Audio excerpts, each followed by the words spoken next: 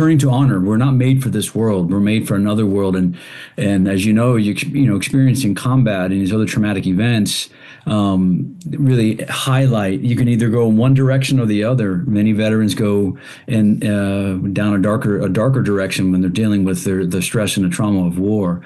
So returning with honor is a good thing, an image for us to keep in mind as Catholic men. We're not made for this world. We're made for heaven, and we need to return with honor. We need to survive, escape, resist, and evade on our way back to our heavenly homeland. Are you familiar with Father Francis Samson, who was known as the paratrooper padre? He jumped with the 101st in the Second World War on the D-Day. I'm not familiar with his works, but I'm familiar with his story. My dad was a member of the 101st, so that's mandatory teaching. Yeah, this guy's life was so rich. They didn't give the Medal of Honor because Eisenhower didn't think it was appropriate for a chaplain to get a Medal of Honor. But his story from the Second World War. He was my chaplain when I went through ROTC at the University of Notre Dame. He was our chaplain and retired, But his story was so incredible that one aspect of it became how they formed the movie Saving Private Ryan. He was captured on multiple occasions by the Nazis. He escaped the SS didn't take prisoners. They would only execute all the prisoners. Twice he talked him out of it. He tells a story of one time they lined him up to execute him. And he said, I just started praying as deeply as I could. And he said, and I caught myself. I was just saying over and over again, bless us, O Lord, and these thy gifts, which we are about to receive.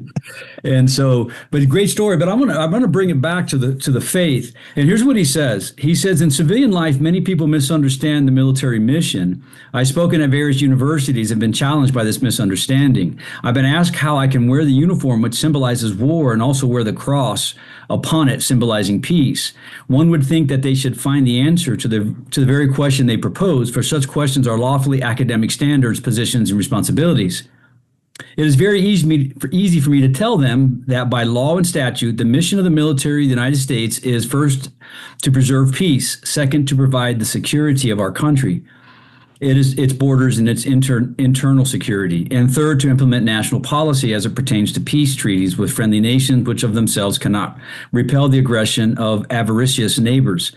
I see nothing in this mission that does not appeal to the highest ideals of any man, regardless of his religion. Indeed, it was Cardinal O'Neill, the great churchman, who once said that if he had not been a priest, he most certainly had to have been a soldier, because they both are called to identical things.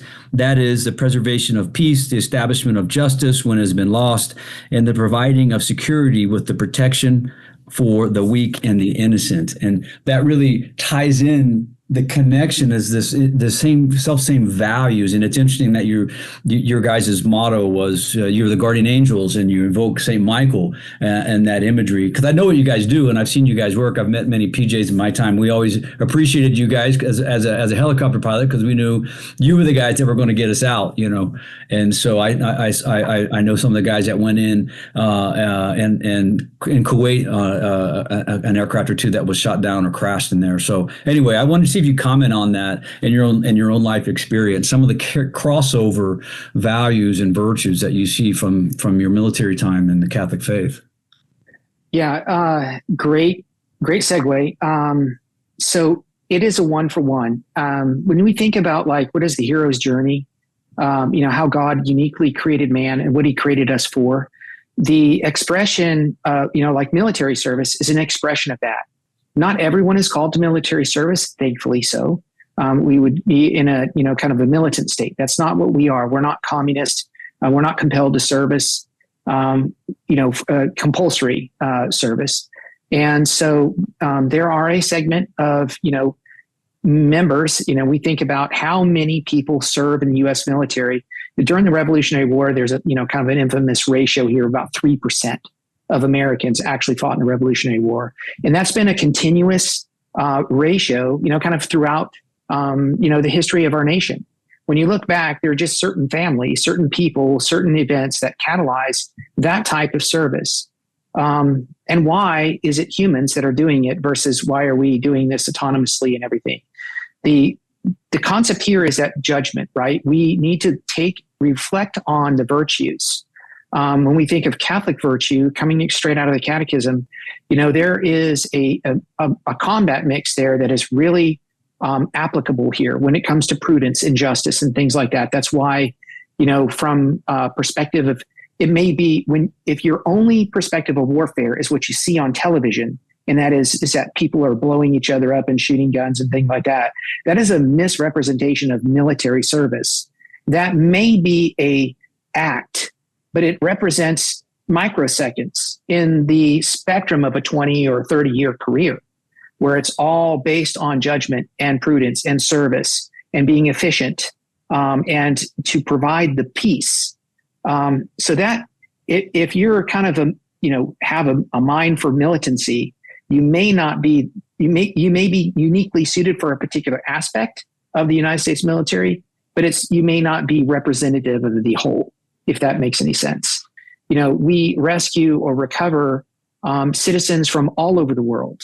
And they're not just combat rescue. This is if you'd ever heard of, these soccer team in Thailand where they were, trapped in a caves network, by a flood. It was U.S. Air Force pararescuemen that got in there and actually set up the entire rescue event, coordinated, the equipment, the highly trained personnel to be able to effect that rescue. So that, they were the kind of like the pros that would come in. We're unique. We're positioned all over the world to affect that.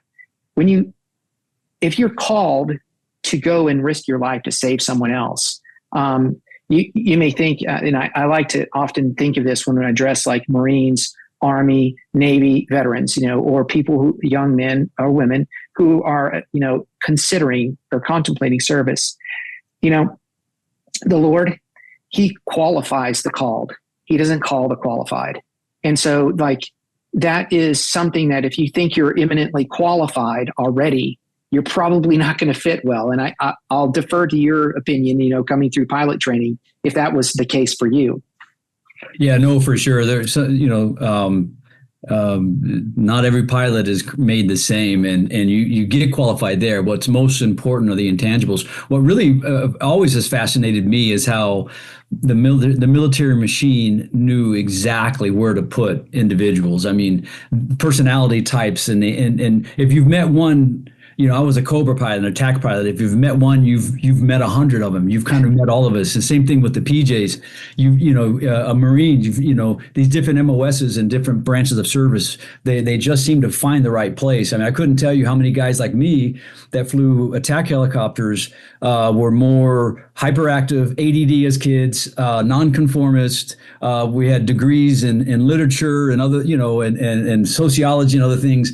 Versus the lift guys, the Chinook guys. Those guys tended to be more engineering, aerospace engineer guys that were more analytical. But when you're flying an attack helicopter, every finger uses something. Every finger controls something. Your feet, even your toes are curling when you're controlling the pedals, when you're doing the cyclic and everything, your whole body engages. So that's good for somebody that needs a lot, that gets bored easily. So it's amazing how that works. And I think God does the same thing in our own lives. And it's interesting how later in life, guys like us, God seems to repurpose for a greater good. And we fought for a worldly king and for noble causes, but there is no greater cause than the defense of peace and the defense of souls and the salvation of souls, being guardian angels to bring souls out of the pit of darkness, out of the chains of slavery that are not laying in a wadi soon to be executed,